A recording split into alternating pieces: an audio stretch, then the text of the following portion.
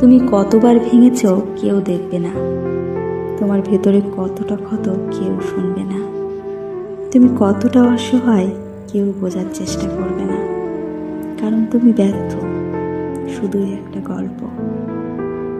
আর ব্যর্থতার গল্প কতটা হৃদয় বিদায়ক তা ম্যাটার করে না, ম্যাটার করে ভাঙচুর শেষে তুমি কতটা শক্ত, দেওয়ালে পিঠ থেকে গেলে ঘুরে দাঁড়ানোর গল্প, পড়ে যাওয়ার পরও উঠে দাঁড়ানোর গল্প, আর কতটা পথ তুমি পেরোলে, কতটা সফল হলে।